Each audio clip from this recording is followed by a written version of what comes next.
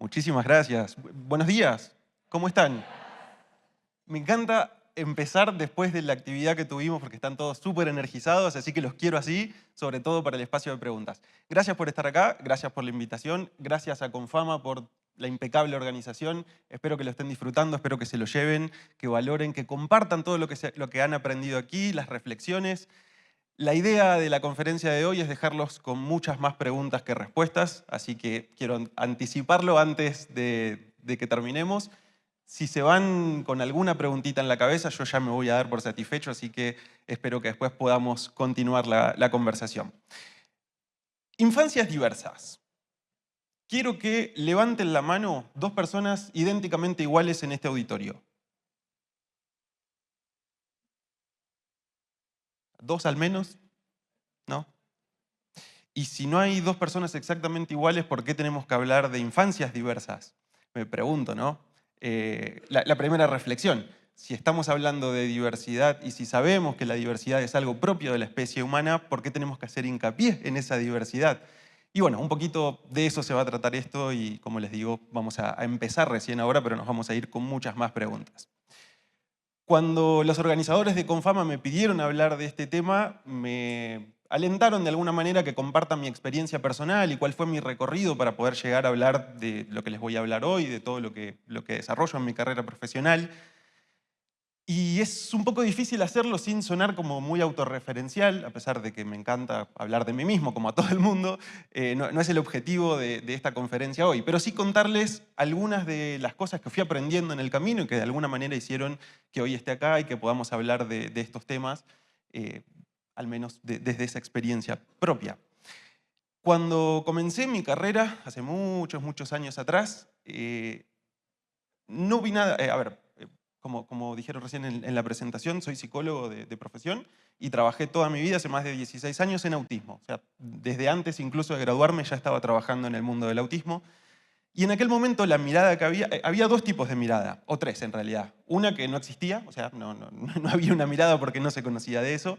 Otra que era una cuestión un poco más psicodinámica, en donde la culpa del autismo era la mamá o la configuración familiar y que estos chicos se replegaban sobre sí mismos porque no habían podido ser alojados en el campo del lenguaje.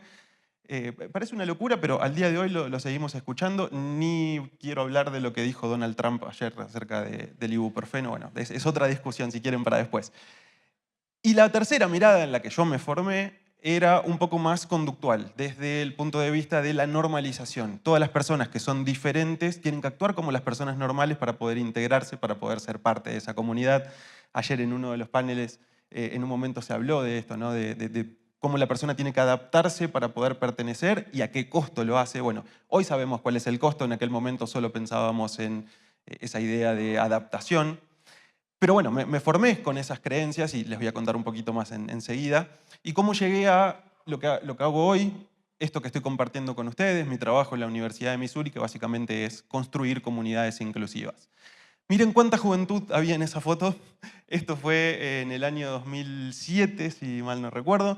Desde que empecé, incluso con esta mirada de normalización, que por supuesto en aquel momento no la conocía como tal y lo único que hacía era replicar lo que había aprendido en la academia y lo que me habían enseñado y cómo se manejaban las situaciones en ese momento, que por supuesto hoy miro para atrás y me horrorizo y digo qué locura, pero por otro lado era lo único que conocía. No me estoy excusando y no estoy diciendo que esté bien, pero era lo que se manejaba en ese entonces.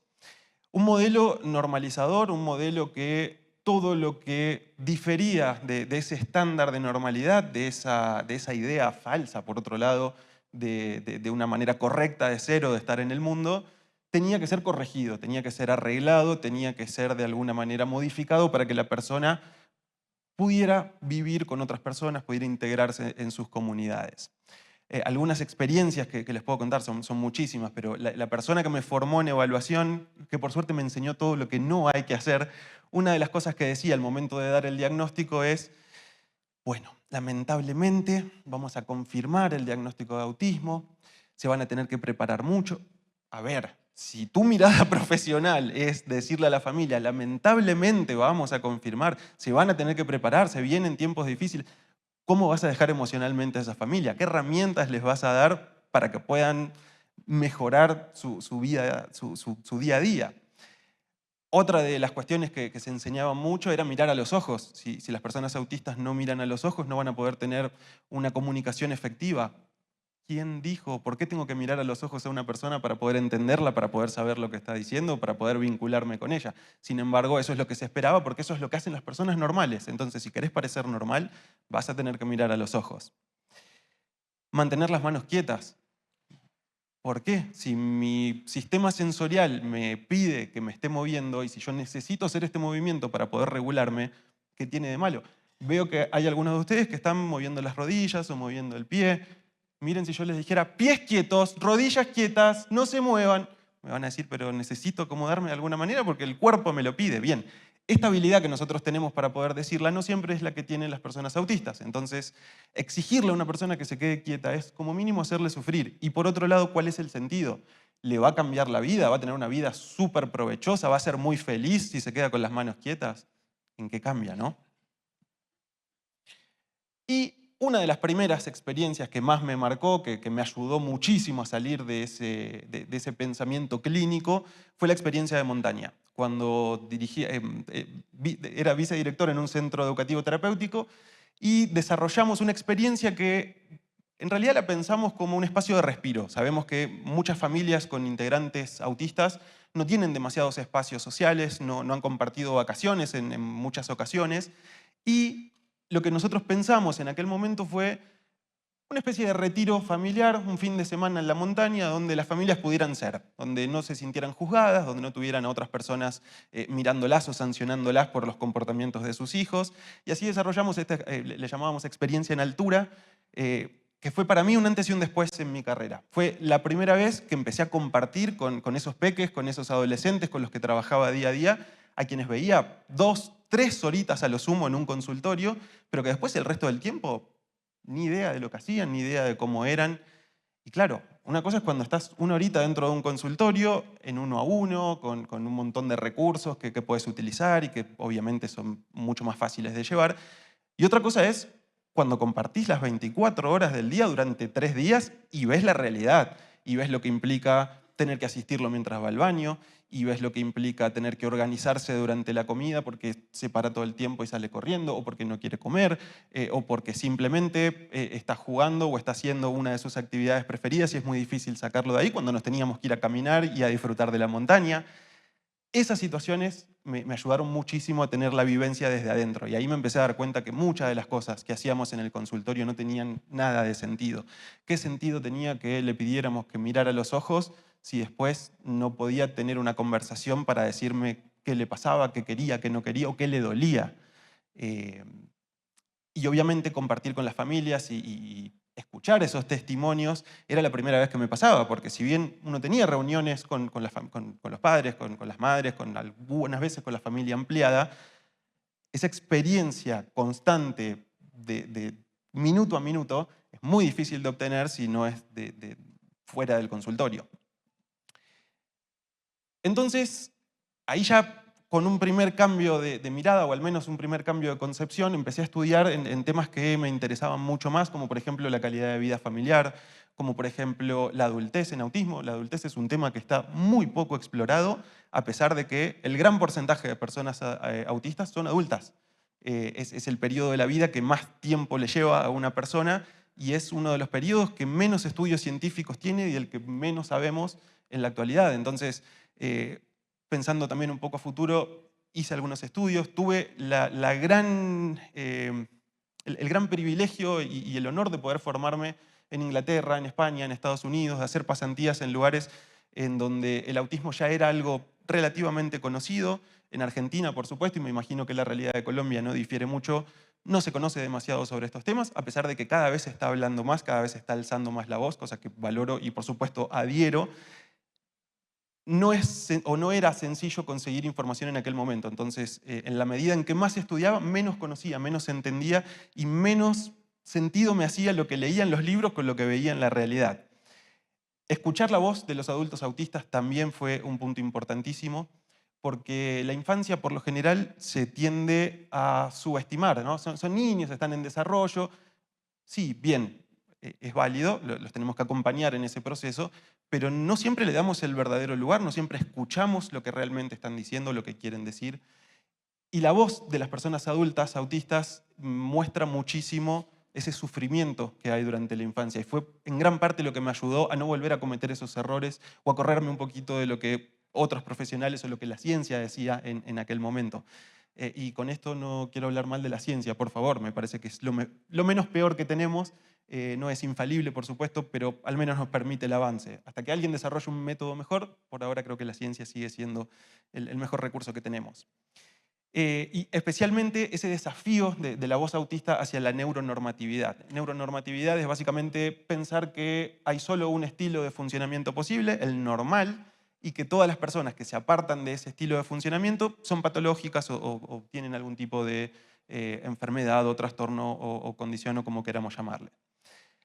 Y entonces uno de los elementos que decidimos, junto con un grupo de colegas, formar en aquel momento, creamos una organización para atención a personas autistas, pero no era para las personas autistas, sino para toda la familia.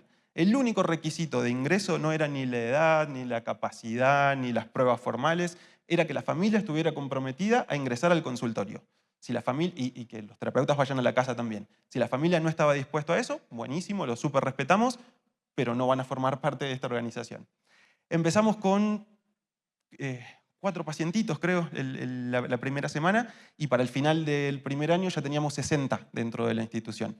Para el final del segundo año ya eran 150, y ya no dábamos abasto, por supuesto. Y por otro lado, empezamos a pensar que lo que estábamos haciendo tampoco tenía mucho sentido. Por supuesto que sí valía la pena y por supuesto que los avances que lográbamos en toda esa familia eran ultra significativos, pero en definitiva no alcanzaban porque la familia estaba muy bien dentro de su casa, la familia empezó a tener recursos, la familia se empezó a vincular muchísimo con esa persona aumentó mucho su calidad de vida y la familia también, pero salían de casa y era enfrentarse todo el tiempo con barreras, que la escuela no te acepta por tus capacidades, que en el club no te dan lugar porque te comportas de determinada manera, que no estamos preparados para recibir este tipo de niños, que no sabemos qué hacer, que nosotros no fuimos formados. Frases como estas son las que día a día hacen que las familias tengan que lucharla. ¿Cuántas personas son familiares o personas autistas o con alguna condición neurodivergente aquí? Levanten la mano, por favor, quienes quieran. No me van a dejar mentir. ¿Es como estoy diciendo o no? Sí, peor incluso en algunos casos. Obviamente puede que haya personas que no la pasen tan mal o que tengan algunos recursos extra o que tengan determinadas características que los hagan más luchadores y que permitan lograr cambios un poco más profundos, pero la realidad es que si no cambiamos a toda la sociedad, al menos en esta concepción respecto de las diferencias, es muy difícil que podamos llegar a buen puerto.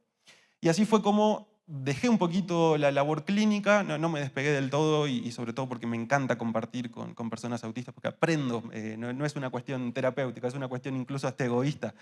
Eh, ¿Todos tuvieron la oportunidad de conocer a alguna persona autista? ¿Alguien no conoce a una persona autista?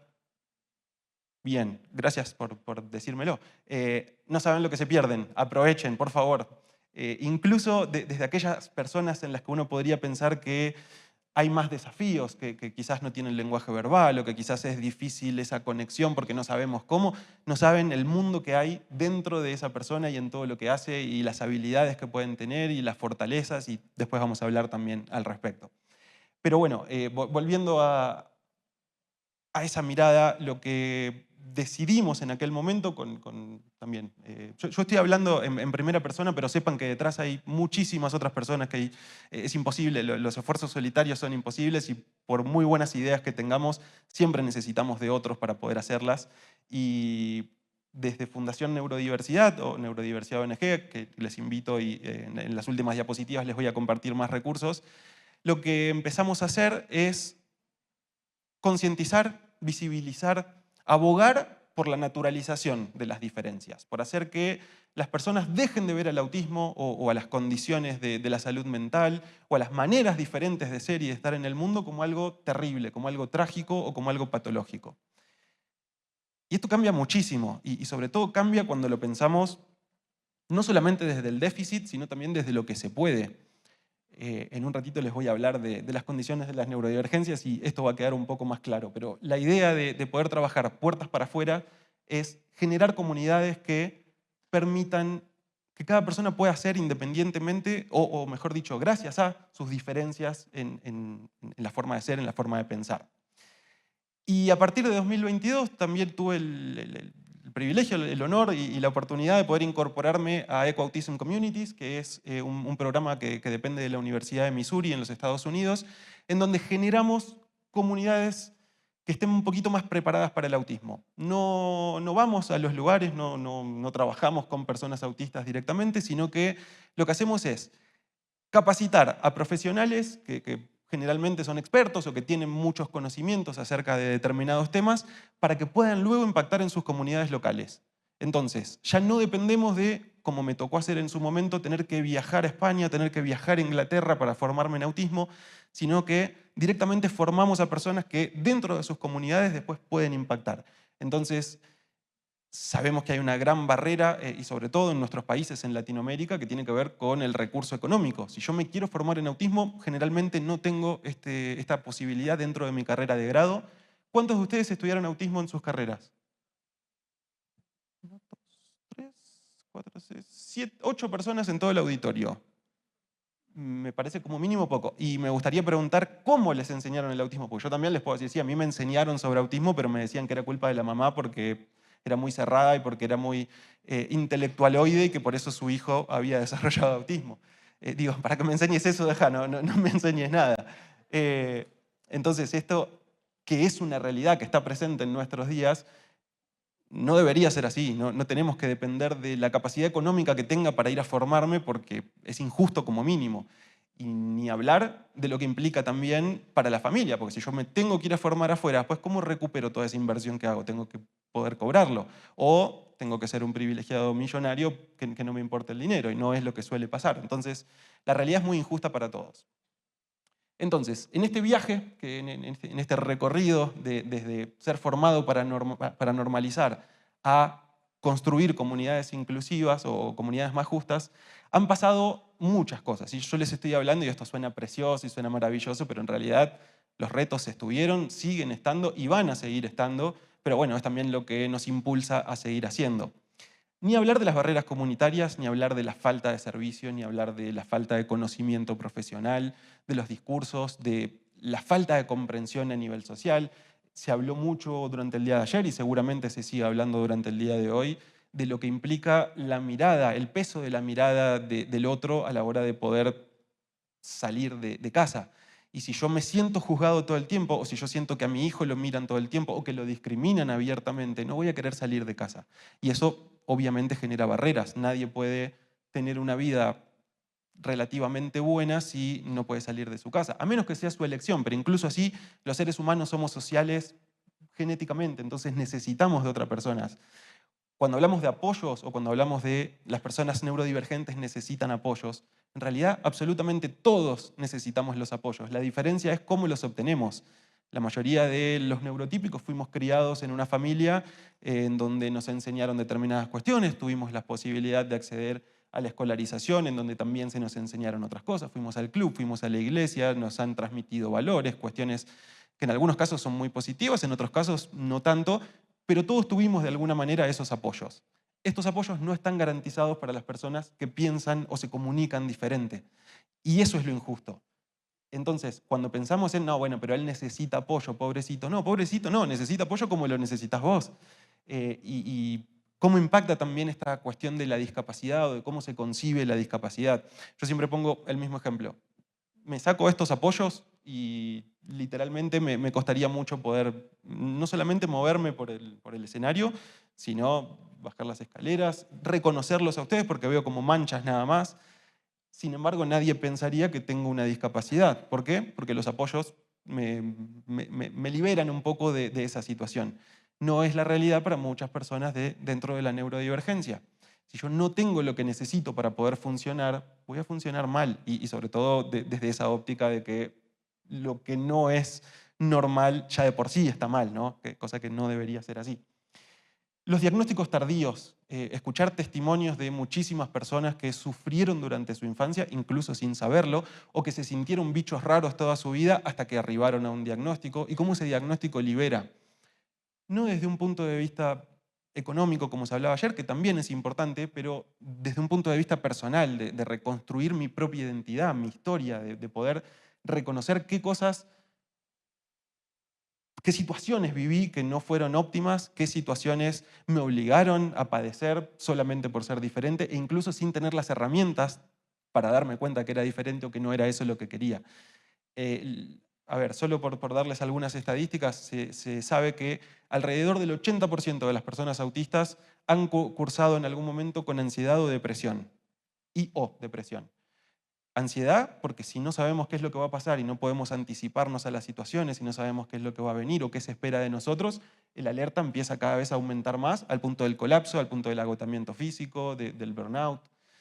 La depresión, porque es vivir la vida sintiéndote un bicho raro, o cuando los demás te hacen saber que sos un bicho raro. Ay, ¿cómo te vas a reír así? Ay, ¿cómo vas a hacer ese comentario? Ay, qué feo lo que dijiste. Ay, estuviste por demás de mal con eso que le comentaste.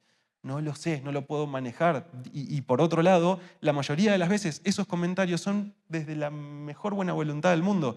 Si te estoy diciendo esa remera te queda fea, es para ayudarte, no lo puedes tomar como algo negativo. Y sin embargo, para cualquier neurotípico que se encuentra con otra persona y una persona le dice, che, qué fea esa remera, te va a caer mal. El problema no está en el comentario, el problema está en no saber que esas reglas sociales las personas autistas no siempre las comprenden.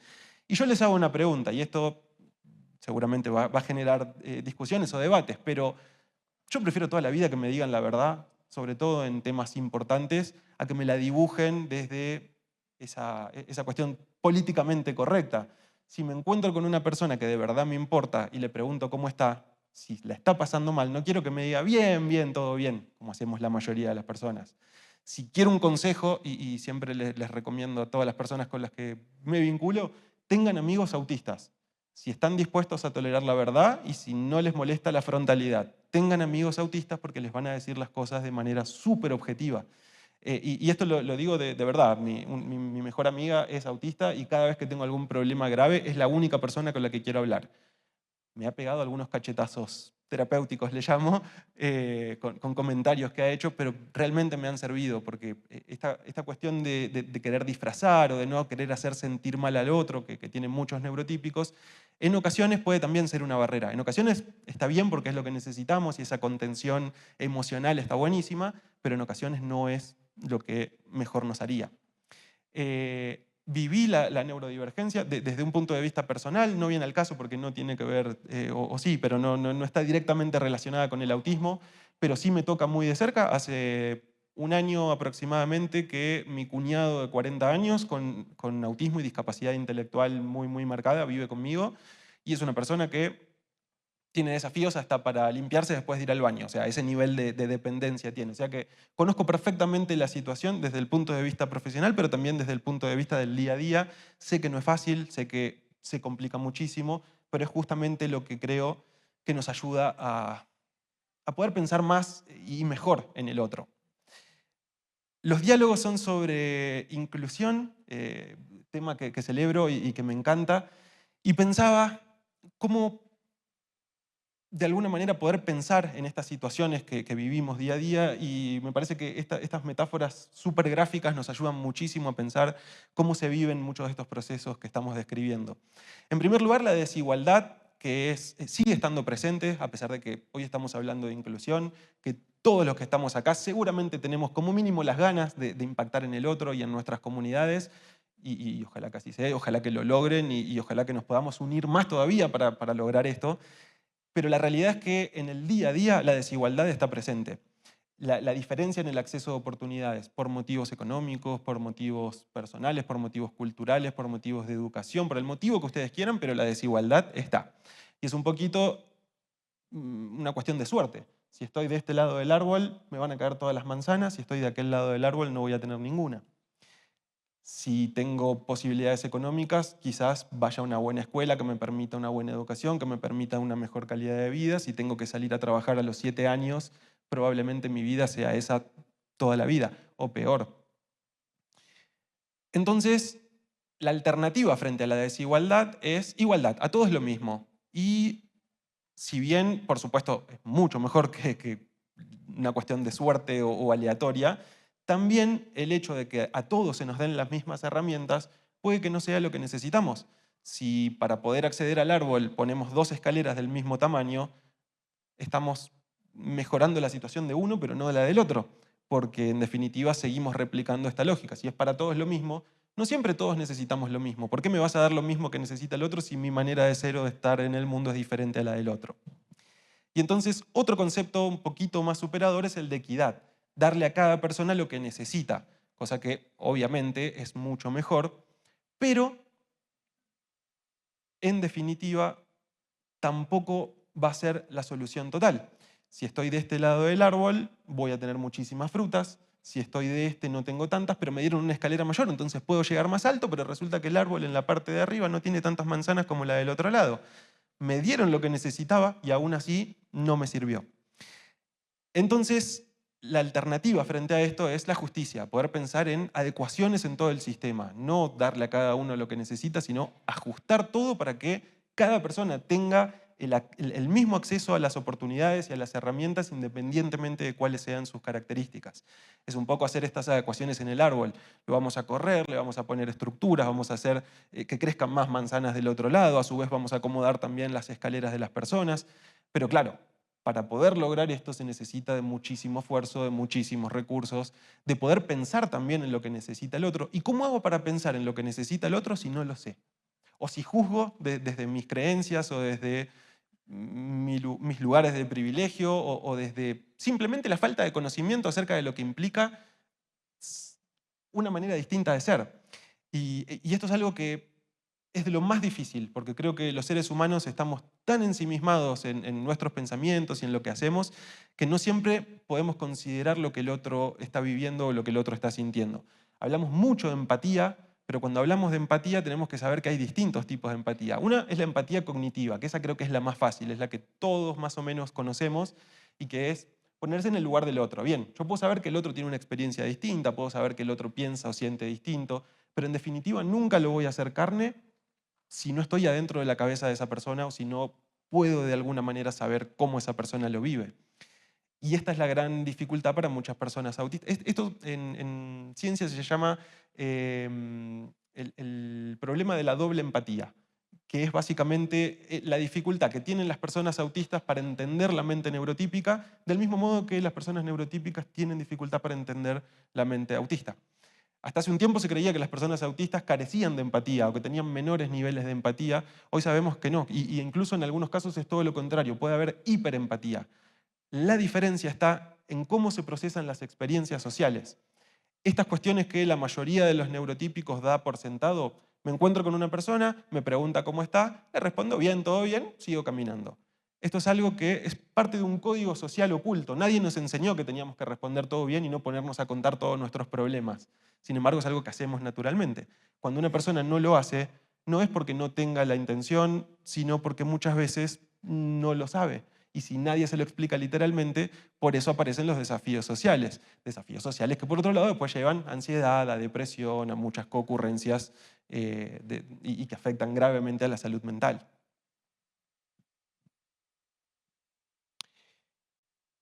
Y venimos hablando, y ayer de hecho en algún momento se mencionó esta idea de cómo hacemos para definir a la neurodiversidad. Si todos somos neurodiversos, es muy difícil poder ponerle un nombre específico, poder entender de qué se trata. Así que les propongo que hagamos una especie de análisis detenido, cortito, breve, pero para que podamos partir de conceptos clave y poder compartirlos y poder saber a qué nos estamos refiriendo cuando los mencionamos. En primer lugar, ¿quién se anima a darme una definición de neurodiversidad? A ver.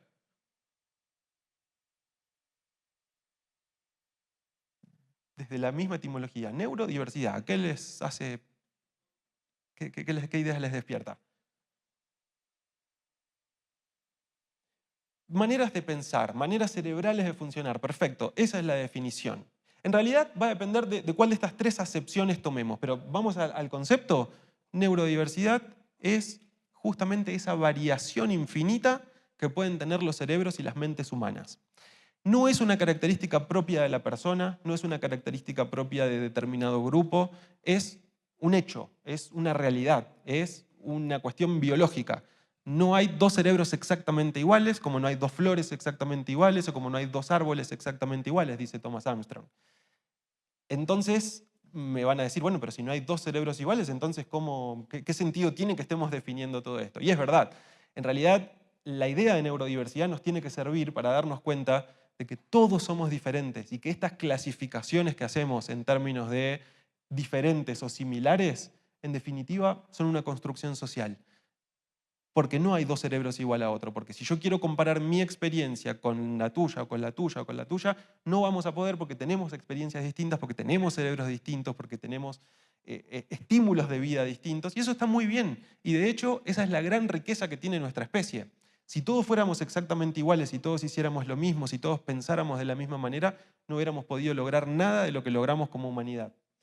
Y de hecho se cree que grandes saltos evolutivos en la especie tuvieron que ver con personas que pensaron fuera de lo cotidiano. De hecho se cree que las personas empezaron a comunicarse porque en algún momento a alguien se le ocurrió que empezar a cantar podía generar una interacción con el otro, y esa persona que tuvo un pensamiento divergente porque hizo algo distinto de lo que estaban haciendo los demás, dio origen a lo que hoy conocemos como lenguaje, y que además ha sido lo que permitió que el ser humano evolucione de la manera que evolucionó. Se cree que las personas autistas, que las personas con TDAH fueron las primeras que salieron de las cuevas a cazar, que no se quedaban quietas o que tenían estos impulsos, y que salieron de las cuevas a cazar, dando lugar a lo que después terminamos conociendo como el poder asentarse en determinados lugares y no depender de tener que ir de lugar en lugar caminando o trasladándose.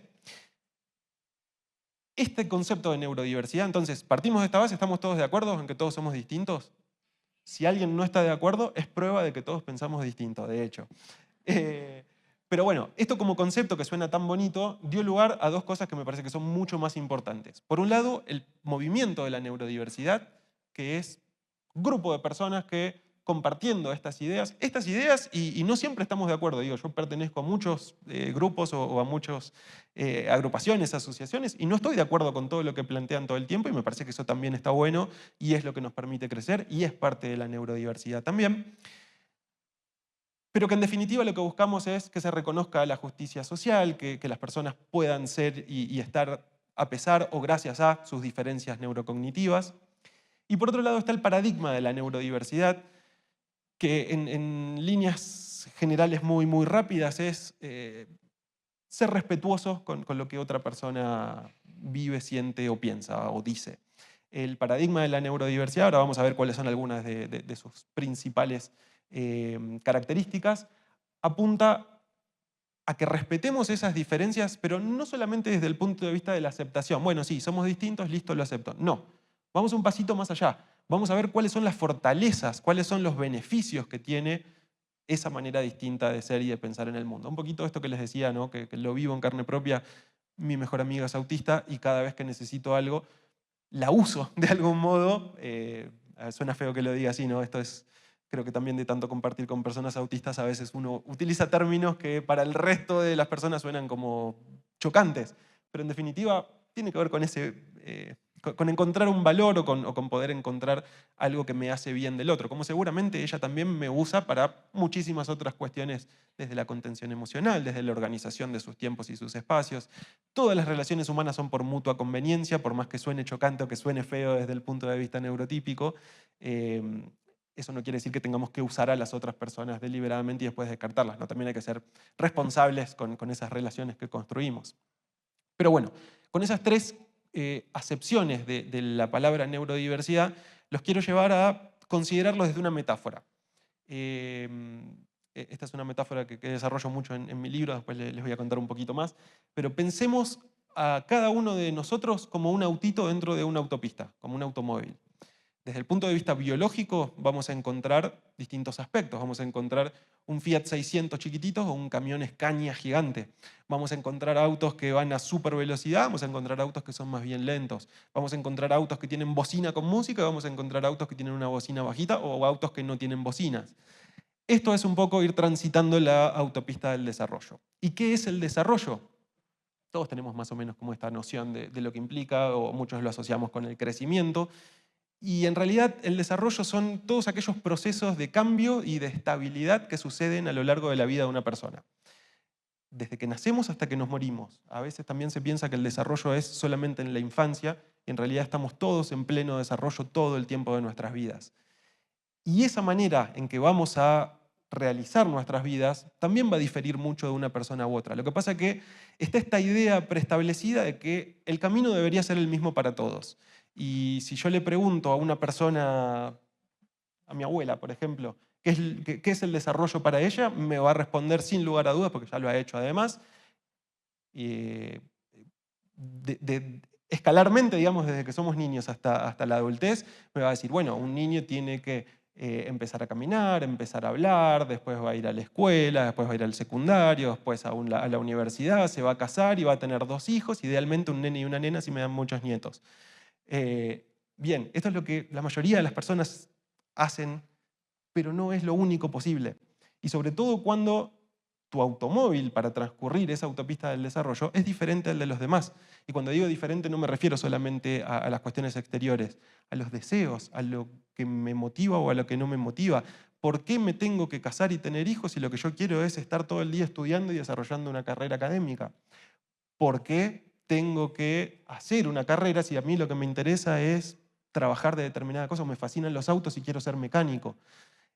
Estos mandatos sociales que muchas veces son hasta encubiertos y a veces replicamos lógica sin darnos cuenta. No es que alguien está obligándonos a hacer o a actuar de determinada manera. En ocasiones sí, y esto es mucho más peligroso. Y esto es algo que a muchas personas autistas les pasa. Tenés que portarte de esta manera, tenés que hacer esto, tenés que cumplir. Es agotador y hasta puede ser dañino desde el punto de vista de la salud. Entonces esta idea de que todos tenemos que hacer el mismo recorrido es absolutamente falsa. No todos tenemos los mismos autos, no todos tenemos las mismas intenciones de recorrer esta autopista y no todos tenemos por qué seguir ese mismo camino. En definitiva, creo que el único camino que importa es aquel que me permite llegar al lugar donde yo quiero llegar. Y ahí sí entonces podemos considerar qué tipos de ajustes necesitamos. Les voy a mostrar una diapositiva más y enseguida vuelvo. Porque en realidad este es el resumen del poder pensar en la autopista. Si yo creo que mi auto no sirve, a veces me tengo que preguntar cómo está la autopista. ¿Verdaderamente es que mi auto no sirve? ¿O en realidad si tuviera un helicóptero o un auto volador podría ir perfectamente por esta autopista? Y en este caso no, la metáfora es obviamente con la sociedad. Si tenemos una sociedad que no está preparada para esas diferencias, va a ser muy difícil que podamos tener un buen recorrido dentro de esa autopista.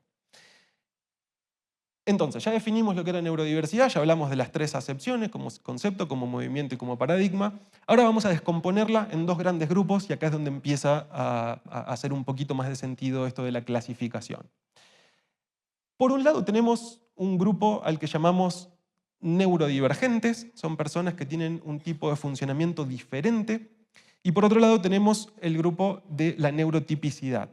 Aquellas personas que comparten, no son 100% iguales, por supuesto, como dijimos, todos somos distintos, todos los cerebros son distintos, pero el desarrollo de las personas neurotípicas es el que tradicionalmente se ha estudiado, el que sabemos que comparte la mayoría de las personas y que por lo tanto se denomina típico o normal. Y acá viene esta palabra dañina que es la normalidad. Que algo sea normal, lo único que significa es que se repite con mayor frecuencia.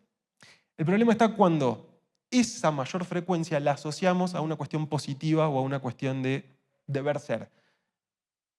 Eso es lo que verdaderamente empantana la situación. Si yo creo que lo único correcto es esta manera de ser, todo lo que se aparte de eso va a ser patológico, va a ser motivo de malestar. Y obviamente, cuando el tipo de desarrollo es desconocido o es atípico, empieza a aparecer el miedo. Si yo no sé a lo que me estoy enfrentando, va a ser muy difícil que tenga herramientas para poder lidiar con eso. Y esto es también lo que muchas familias y incluso la comunidad en general, la sociedad, debería conocer. Si no sabemos de qué se tratan las neurodivergencias, va a ser muy difícil que podamos darle lugar a esas personas, incluso teniendo la mejor de las voluntades. Dejemos de valorar socialmente aquello típico, no tiene nada de malo, por supuesto, ni tiene nada de bueno. Dejemos de hacer juicios de valor en todo caso. No está mal ser neurotípico como no está mal ser neurodivergente. No está bien ser neurotípico como tampoco está bien ser neurodivergente. Somos, punto. Lo que sí tenemos que hacer es encontrar los apoyos que cada uno necesite. Si el neurotípico ya los tiene garantizados por cómo está pensada la sociedad o cómo están estructuradas las instituciones, cambiamos esas instituciones para que alojen también a las personas que piensan o sienten de manera diferente. No los voy a aburrir con esto y aparte daría para hablar horas y horas sobre cada una de estas condiciones en particular. Lo único que quiero es hacer una pequeña reflexión acerca de los puntos en común de la mayoría de las formas de neurodivergencia. La neurodivergencia no es una clasificación médica, atención con esto porque no es que vamos a ir a un manual a ver cómo clasificamos a tal o cual persona o si es neurodivergente desde algún test o desde alguna herramienta de evaluación. La neurodivergencia también es una construcción que empezó a realizarse sobre todo para empezar a darle un poco más de valor a las fortalezas que hay en la mayoría de estas condiciones. Pero fíjense que hablamos de trastorno del espectro del autismo, trastorno por déficit de atención con hiperactividad, retraso del desarrollo, discapacidad intelectual, trastorno de comunicación, trastorno obsesivo-compulsivo, trastorno del aprendizaje, trastornos motores. Y si bien trastornos lo único que significa es conjunto de signos y de síntomas, también sabemos que la connotación popular desde el día a día es bastante mala. La trastornada esa, lo que me dijo, el trastornado aquel, ¿lo escuchan o no en el día a día? Entonces, si yo recibo un diagnóstico de trastorno por déficit de atención, uy, estoy trastornado, tengo un gran problema, soy anormal. Ese es el imaginario social en cada una de estas cuestiones. El hecho de que utilicemos estas palabras así con connotaciones tan negativas tiene que ver con que la clasificación diagnóstica está hecha en estos términos. Si ustedes entran al DSM o al CIE, que son clasificaciones internacionales de trastornos mentales o de enfermedades, van a encontrar pura y exclusivamente déficits y desafíos. No van a encontrar una sola fortaleza. Y es triste que se haga solamente en términos negativos, porque me voy a perder la otra cara de la moneda. Como también es triste que solamente hablemos de las fortalezas, de las cuestiones positivas y que romanticemos estas condiciones. Son las dos cosas. ¿Hay desafíos? Sí, por supuesto. ¿Hasta dónde esos desafíos son propios de la persona o producto de la interacción con la sociedad? Es otra cuestión. Pero también hay fortalezas y también las tenemos que descubrir y también las tenemos que valorar, porque de lo contrario lo único que vamos a hacer es limitar a la persona a esta serie de clasificaciones y de cuestiones negativas. Entonces, teniendo en cuenta todo lo que venimos desarrollando, hay otro concepto que me encanta, que es el de prácticas neuroafirmativas. Fíjense cuándo fue publicado por primera vez, 2022, o sea, hace nada dentro del mundo científico. Tampoco está 100% aceptado por toda la comunidad científica, pero después les voy a compartir algunos recursos si les interesa conocer más. Hay algunos principios fundamentales de estas prácticas neuroafirmativas y cuando hablamos de prácticas neuroafirmativas nos referimos de intervenciones respetuosas. Básicamente es eso. Intervenciones que van de la mano de aceptar la diferencia del otro, pero no solamente aceptarla, sino incorporarla dentro de mi planificación para pensar en qué apoyo necesita esa persona, qué recursos necesita la familia, cómo vamos a hacer para construir una mejor calidad de vida para esa persona. El primer principio central, y es el motivo que nos reúne hoy, perdón que me haya extendido tanto en el contexto, pero enseguida vamos a hablar, es la interseccionalidad. Ya vamos a ver qué significa, pero quiero pasar rápidamente por las demás para que también podamos entender por qué son importantes, porque en definitiva hablar solamente de interseccionalidad no tiene sentido si no respetamos cada uno de estos principios. Perdón, hago un paréntesis, veo que hay mucha gente tomando fotos, háganlo, no me molesta en lo más mínimo, al contrario, y no solamente tomen fotos, compártanlas después con otros. Pero al final de la presentación les dejo un QR para que puedan descargársela y también material complementario. O sea que no, digo, si no quieren perder tiempo sacando fotos, no hay problemas. No, a ver, no, gracias, pero no es ningún reconocimiento, al contrario, yo lo que quiero es que ustedes esto lo usen. No me sirve de nada venir acá y dar una clase magistral preciosa si esto no va a impactar verdaderamente en los demás. Entonces, la idea de compartir el recurso es que ustedes los puedan usar y los puedan acercar a otras personas que también los necesiten. Ahí está, esa es la condición. Yo les comparto todo con la condición de que ustedes lo compartan también con otros. Respetar la autonomía. ¿Cuántas veces en nuestras interacciones, y cuando hablo de interacciones me refiero desde profesional, desde maestro, desde familiar, desde obviamente terapeuta o miembro de la comunidad, respetamos lo que la persona quiere? ¿Cuántas veces le hacemos caso? ¿Cuántas veces escuchamos siquiera lo que esa persona tiene para decir? No, hay que hacer las cosas así, así, porque así es como se hacen, punto. eso no está tan bueno, sobre todo porque no genera capacidad en la persona. La presunción de competencia viene muy de la mano. Si yo asumo que esa persona, por tener determinada condición, no es capaz, la estoy limitando a mi prejuicio y que además es un prejuicio falso. Puede que no tenga la misma habilidad para realizar lo que hago yo, pero seguro que tiene muchísimas habilidades para realizar otras cosas.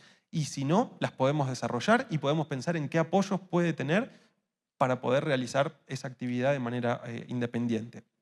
La validación de diferencias, por supuesto, si yo no reconozco que todos somos distintos y que hay valor en esa diferencia, va a ser muy difícil que lo pueda aplicar.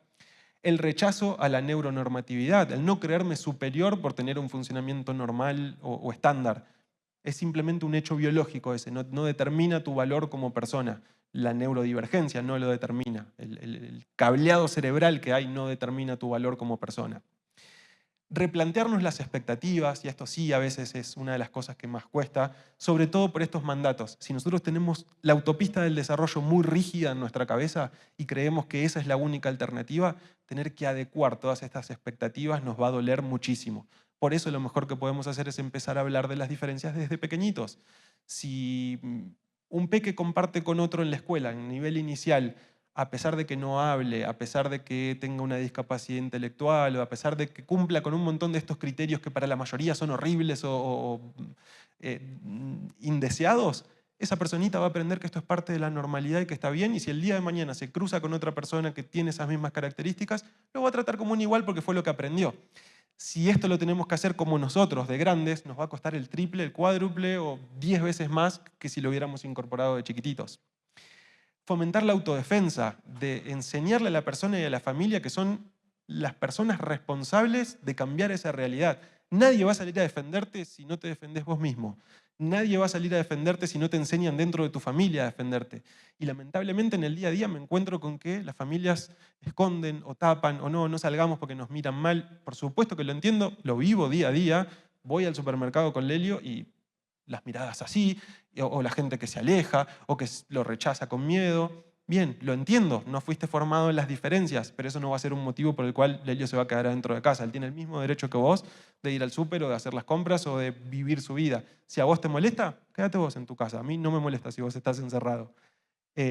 Por supuesto, no con esta actitud combativa, al contrario, trato siempre de explicarle, es autista, le pasa esto, puede que reaccione de tal o cual manera, y la mayoría de las veces la gente lo acepta bastante bien. Me parece que es esto desconocido lo que genera tanto miedo o tantas barreras.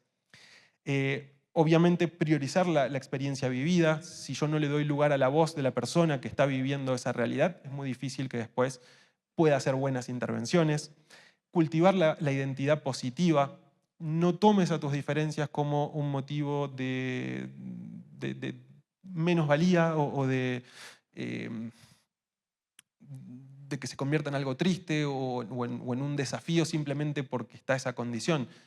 Tratemos de destacar también las cuestiones positivas. Una de las preguntas que les suelo hacer a mis pacientes, sobre todo adolescentes o adultos, una vez que ya tienen el diagnóstico, no si es reciente, porque obviamente esto lleva cierto tiempo. ¿Cuál es tu superpoder autista? Y muchas personas se quedan así como, no tengo un superpoder por ser autista. Bueno, sí, puede que no lo tengas por ser autista, pero seguro tenés alguna fortaleza. ¿Cuál es tu fortaleza? Y ahí empieza a cambiar. Y muchas personas que históricamente fueron juzgadas porque, por ejemplo, le gustaban los submarinos nucleares de la Armada Imperial Japonesa durante la Segunda Guerra Mundial con 9 años, hoy se dan cuenta de que ese conocimiento que tienen sobre historia les permite, como mínimo, disfrutar de eso que leen, pero además a veces desarrollar carreras o estar en contacto con otras personas que también disfrutan de esos temas y ser muy destacados por todo el conocimiento que tienen. Esos son los superpoderes, me parece. No hace falta tener una gran habilidad o una habilidad que neurotípicamente se considera como buena para poder ser considerado así. Cada uno tiene que hacer este propio viaje y si no nos queremos nosotros mismos va a ser muy difícil que los demás nos quieran. Entonces, la identidad positiva es lo primero que tenemos que cultivar. Adaptar sistemas y entornos, un poquito modificar este árbol, ponerle escaleras, poner maderas, hacer todos los ajustes que tengamos que hacer para que cada uno tenga la mejor experiencia posible. Y reconocer todas las formas de comunicación como algo válido. Que otra persona no hable de la misma manera que hablo yo no significa que no se pueda comunicar. Ahora, si mi única manera de establecer una comunicación va a ser a través del lenguaje verbal, voy a dejar afuera muchísimas otras personas. Y a ver, lo estoy diciendo, por suerte no, porque hay personas que lo han pensado, tenemos intérpretes de lengua de señas, cosa que valoro muchísimo, pero fíjense que yo empecé esta presentación e incluso habiendo personas ciegas en el auditorio, no expliqué cómo estoy vestido, ni qué edad tengo, ni muchísimas cosas que hay personas que en este momento se están perdiendo. Y me dedico a hablar de inclusión y a trabajar en la inclusión. Entonces, entiendo perfectamente lo difícil que es, no me estoy justificando y les pido perdón a las personas ciegas que están presentes también. Ahora sí, vamos a la interseccionalidad y toda esta antesala que hice para poder hablar me parece que es súper necesaria porque si no conocemos todo esto va a ser muy difícil que entendamos el concepto de interseccionalidad. Interseccionalidad también es un concepto relativamente joven, apareció en 1989 por primera vez de la mano de Kimberly Crenshaw. Es una abogada afroamericana que fue la primera persona en describir cómo los distintos aspectos de una persona van a converger para dar lugar a una identidad. Y que por supuesto esa identidad va a ser reconocida y va a ser leída y vista y juzgada por los demás de determinadas maneras. Y no da lo mismo, y ahora vamos a ver por qué, ser de una manera o ser de otra. Vamos a tomar este caso. De un lado tenemos a un peque de 10, 9, pongamos, rubiecito, con lentes. Del otro lado tenemos a una nena más o menos de la misma edad. Vamos a suponer que los dos tienen el mismo diagnóstico de trastorno del espectro del autismo. Vamos a poner de nivel 1 para sociocomunicación y de nivel 1 para conductas. Estoy hablando de cuestiones muy técnicas, pero no importa. ¿Creen que con la misma edad, el mismo diagnóstico, van a tener la misma experiencia? ¿Por qué? ¿Por los entornos? ¿Por qué más? Los recursos, la cultura, la educación, la genética, la alimentación, perfecto. Todas estas cuestiones van a dar lugar a determinadas identidades. Cómo interactúan esas identidades también depende muchísimo de cuál es la valoración social que se le da. Solo para poner un ejemplo tonto y burdo, hasta hace, no sé, 200 años atrás en la historia, las personas gorditas eran consideradas como el estandarte de belleza. ¿Por qué? Porque se creía que aquel que tenía la posibilidad económica de poder comer mucho era socialmente valorado. Los cánones de belleza de hoy son diametralmente opuestos. Entonces, dependiendo del momento histórico en que naciste, también vas a tener determinados privilegios o no. Si nacías hace 200 años con dislexia, nadie siquiera se enteraba porque la escuela como tal no existía y porque la lectoescritura no era algo cotidiano para los demás. Nacés hoy con dislexia, con algún trastorno de aprendizaje y probablemente tengas un trayecto académico como mínimo doloroso. Una herramienta que sirve muchísimo para poder considerar mejor esta idea de interseccionalidad es el mapa de privilegios. Básicamente esto lo que nos permite es ver cuáles son las desigualdades y en función de determinados parámetros. Esto está pensado desde nuestra actualidad, desde lo cotidiano en nuestro día a día, pero por supuesto va a cambiar muchísimo según el momento histórico, según la realidad de cada país, de cada región. Si lo llevamos a culturas orientales, por ejemplo, probablemente carezca un poco de valor, está más pensado desde la cultura occidental. Cuanto más nos alejamos del cuanto más nos acercamos al centro, más posibilidades de pasarla mejor vamos a tener. Cuanto más lejos estemos de ese centro, mayores posibilidades de marginación. Y fíjense la cantidad, y estas son algunas, en realidad el mapa de privilegios se puede armar en función de los criterios que cada uno crea o piense o lea o investigue. Pero si sos hombre, probablemente, hombre cisgénero, es decir, que te identificás con tu propio, con el sexo que te fue asignado al nacimiento, vas a tener mayores chances que si naciste mujer cisgénero. Llegás a ser transexual, vas a tener mayores desafíos, pero vas a tener mayores desafíos además siendo transexual de mujer a hombre que de hombre a mujer, porque socialmente está leído de esa manera, ¿no? Casi siempre los varones suelen tener más poder.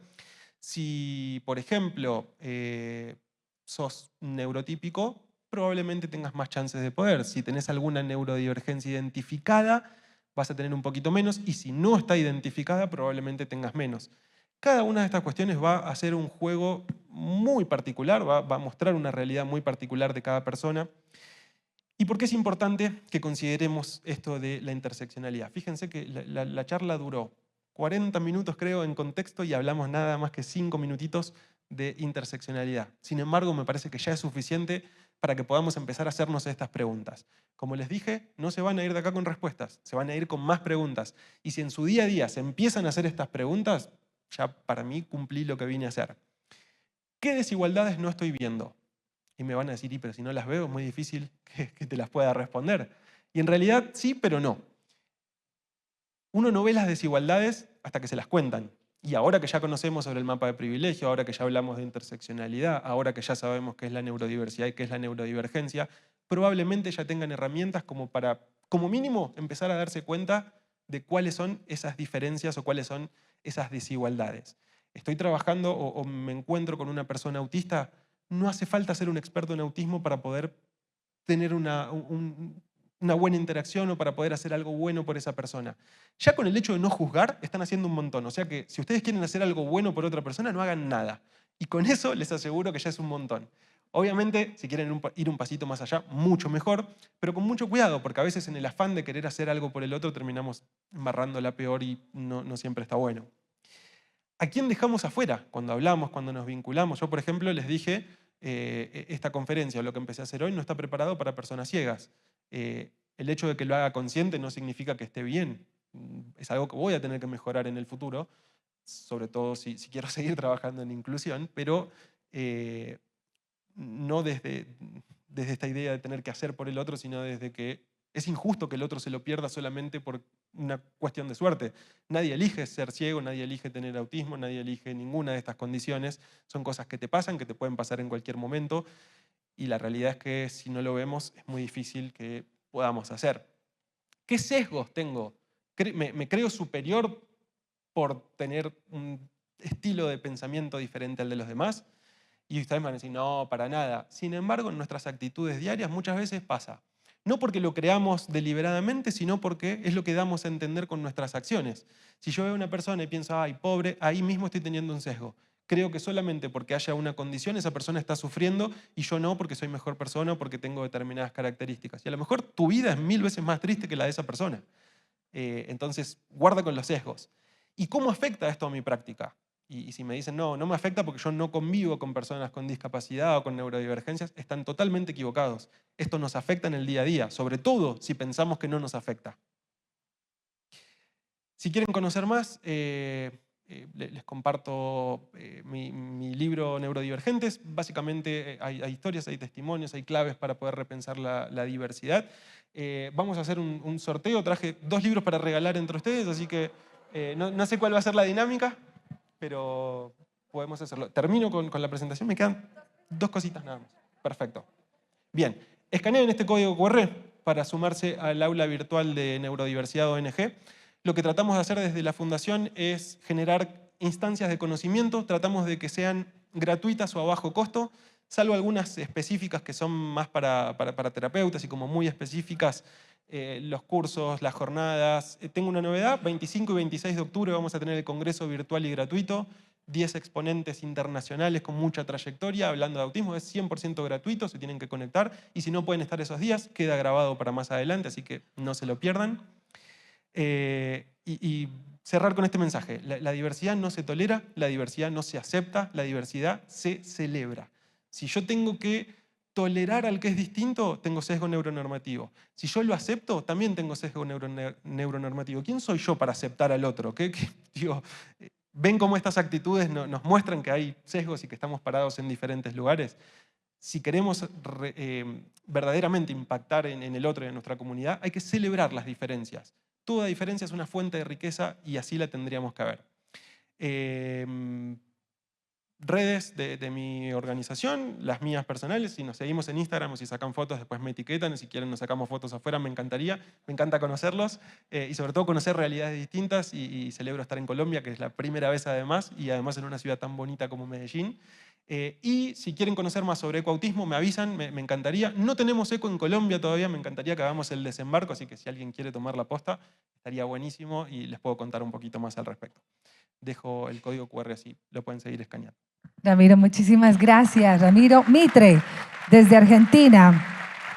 Tenemos dos preguntas, gracias además a quienes han estado participando. Ramiro, ¿cómo acompañar el despertar o la curiosidad sexual en los niños y niñas autistas para que la puedan vivir con tranquilidad? Qué buena pregunta. Qué bueno que pregunten eso. ¿Y saben por qué está bueno que pregunten eso? Porque en general se tiende a pensar que las personas autistas o las personas neurodivergentes o las personas con alguna discapacidad no tienen sexualidad. Es un pensamiento ultra cómodo para el que está del otro lado por todos los miedos, por todas las fantasías, por todos los sesgos que existen. Y la realidad es que las personas autistas tienen las mismas necesidades sexuales y lo viven de maneras muy parecidas. ¿Cómo afrontarlo? Va a depender mucho de cada caso. No les puedo dar una receta mágica ni única, como en casi todo lo que tiene que ver con neurodivergencias, pero sí abordar el tema. Y una cuestión muy, muy importante que se debe hacer desde la infancia temprana, y ustedes me van a decir cómo infancia temprana si hablamos de sexualidad. Sí, la sexualidad es una construcción que también está presente a lo largo de toda la vida, y quizás no con las mismas connotaciones, pero desde la infancia temprana ya podemos empezar a enseñar círculo público, círculo privado, círculo íntimo. Hay cosas que puedo hacer en determinados lugares, hay cosas que no. Hay partes del cuerpo que les puedo mostrar a todo el mundo, hay partes del cuerpo que no. Hay lugares del cuerpo que todo el mundo o que algunas personas pueden tocarme y hay lugares que nadie puede tocarme. Estas cuestiones son importantes y tienen que estar presentes desde la primera infancia. Ya en el despertar sexual, en la pubertad, cuando empiezan a aparecer los cambios hormonales, hablarlo así como es, explicar de qué se trata. Una de las cuestiones más difíciles a veces es que las personas autistas tienen la intención o tienen las ganas de tener novio, novia o encuentros sexuales, pero carecen de las habilidades sociales a veces o son juzgados por el resto de las personas, lo que aumenta también la ansiedad, la depresión. Pero bueno, respondiendo concreta y brevemente, abordar el tema abiertamente, sin tapujos, y a veces es lo más difícil para los neurotípicos. Si yo hablo de pene, vagina, ay, que me siento incómodo. Para la persona es lo mismo que si decís dedo, ojo o pelo. Pensarlo quizás desde ahí, pero bueno, es un caso a caso, entonces habría que ver pormenores. Gracias. Y tenemos otra pregunta. Bueno, en realidad hemos recibido bastantes preguntas de todo lo que venimos haciendo por temas de tiempo, como una curaduría, pero igual también Ramiro va a estar acá y va a estar afuera y seguramente ustedes van a poder acercarse a él y consultarle directamente. ¿Qué hacer con las familias de niños y niñas en su primera infancia que se encuentran con un diagnóstico de autismo en la niñez, pero que desde su desconocimiento se cierran, no reconocen que sus hijos necesitan apoyo, se aíslan y solo se dedican al asistencialismo? Por eso estamos hoy acá, por eso celebro que Confama haya generado los diálogos de inclusión, porque para poder cambiar esa mirada lo que tenemos que hacer es cambiar la cabeza. Si la persona va a asumir que porque su hijo tiene determinada condición va a sufrir, entonces no va a querer recibir ese diagnóstico. Y la realidad es que no recibir el diagnóstico no te va a cambiar la realidad, te va a cerrar más puertas. Entonces me parece que lo primero es entender que el diagnóstico debería ser una puerta de entrada a mejores apoyos y a una mejor calidad de vida. Por otro lado, empezar a cambiar también las creencias. El hecho de que tengas o que vayas a tener un recorrido por esta autopista del desarrollo diferente no lo va a hacer menos significativo. Es más, les cuento, después de 16 años de trabajo, hay personas con las que empecé compartiendo que tenían 10, 11 años y que hoy tienen 25, 30, incluso más. Y las familias, en un 98% les diría, la mayoría coinciden que si hubiera sabido en aquel momento qué iba a implicar el autismo, se hubieran ahorrado muchísimas lágrimas y muchísimo malestar. Y eso no quiere decir que la vida sea fácil, simplemente que se aprende a convivir con eso, se aprende a obtener herramientas y se logra cierta estabilidad. Y por supuesto, cuanto más preparada esté la sociedad, mucho más fácil. Por eso creo que no debería ser tarea específica de estos papás que están recibiendo el diagnóstico, sino cambiar la mirada social para que eso no impacte de manera negativa. Y por eso cada uno de ustedes son responsables de lograr este cambio. Si solamente lo va a pasar la familia en el momento en que lo toque, estamos en problemas. Todos nos tenemos que comprometer como sociedad para que esto no suceda. Muchísimas gracias, Ramiro. En cuanto a la rifa de los libros, tú tienes 2 libros, si quieres en un momento revisamos cómo podemos hacerlo para que sea, sí, para que lo hagamos de una manera equitativa. Muchísimas gracias por acompañarnos. El aplauso fuerte para Ramiro Mitre.